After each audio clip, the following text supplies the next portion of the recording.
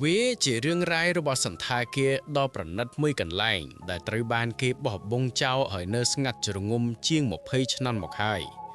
ទោះបីជាវាជាអគារដែលគ្មានព្រលឹងមនុស្សរស់នៅក៏ដោយក៏អ្នកភូមិនៅតំបន់នោះលួចប្រាប់យើងថារៀងរាល់យប់គេតែងតែឃើញពន្លឺភ្លើងព្រិលៗនិងឮសំឡេងចម្លែកលាន់ចេញពីសន្តាគារដែលស្លាប់មួយនេះសូមស្វាគមន៍អ្នកទាំងអស់គ្នាត្រឡប់មកកាន់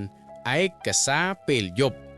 រាត្រីនេះយើងមានករណីដ៏អាចកំបាំងនិងគួរឲ្យព្រឺព្រួយបំផុតមួយដែលបានកើតឡើងនៅចំកណ្ដាលក្រុងសៀមរាបទឹកដីនៃប្រវត្តិសាស្ត្រនិងរឿងរ៉ាវលះកំបាំងជាច្រើនសន្តាគារនេះត្រូវបានកសាងឡើងនៅអំឡុងទសវត្សរ៍ឆ្នាំ1990នៅសម័យនោះវាគឺជាអគារដ៏ខ្ពស់ស្រឡះនិងលេចធ្លោបំផុតមួយនៅក្រុងសៀមរាបដោយសារវាស្ថិតនៅចំកណ្ដាលបេះដូងនៃទីក្រុងភ្ញៀវទេសចរជាតិនិងអន្តរជាតិជាច្រើនបានសម្រុកមកស្នាក់នៅទីនេះឥតដាច់ប៉ុន្តែបន្ទាប់ពីមានព្រឹត្តិការណ៍ដ៏មិនគួរឲ្យជឿមួយបានកើតឡើង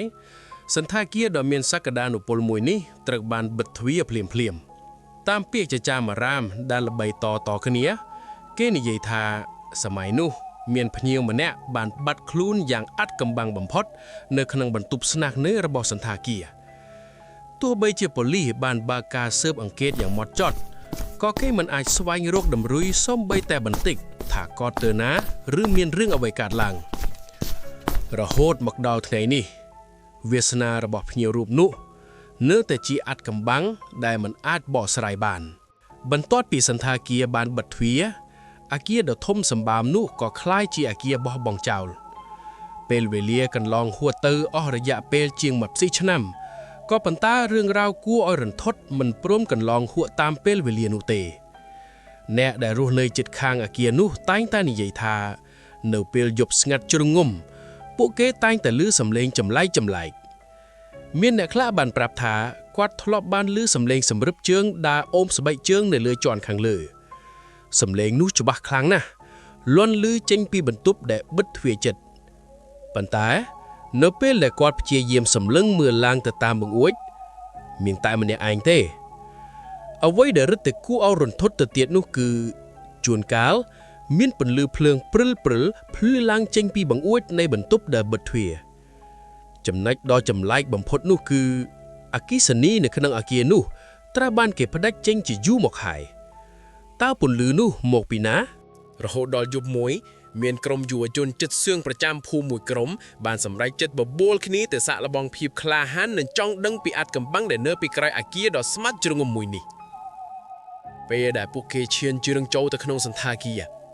ខ្យល់នៅខាងក្នុងនោះហាក់ដូចជាស្លាប់វាធំក្លិនផ្អួរ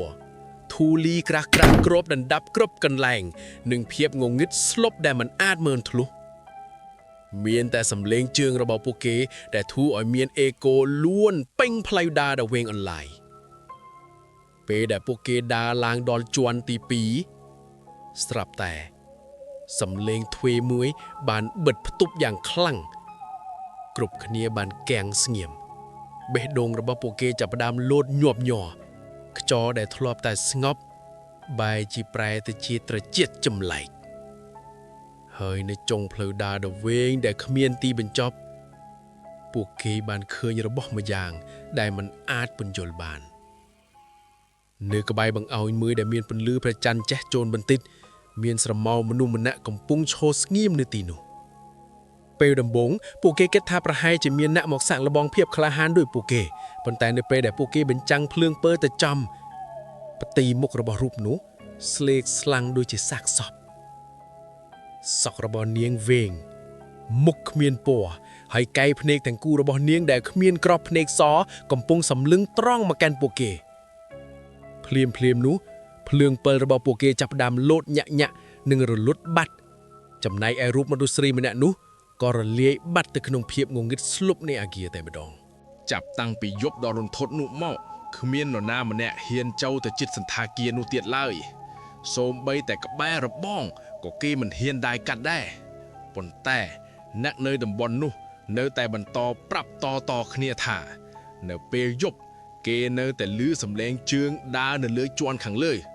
សំឡេងនោះច្បាស់លាន់ឮចេញពីបន្ទប់ដែលបិទទ្វារជិត ប្រហែលជាភ្ញៀវម្នាក់ដែលបាត់ខ្លួននោះគេនៅតែរងចាំនរណាម្នាក់ដើម្បីដោះស្រាយអាថ៌កំបាំងរបស់គេដឹងហើយនេះគឺជាឯកសារពេលយប់សម្រាប់រាត្រីនេះប្រសិនបើអ្នកចូលចិត្តរឿងរ៉ាវបែបអាថ៌កំបាំងនិងគួរឲ្យព្រឺព្រួយនេះកុំភ្លេចចុច Subscribe និងចុចសញ្ញាកំដៅដើម្បីមិនខកខានរឿងថ្មីៗរបស់យើងរាត្រីសួស្តី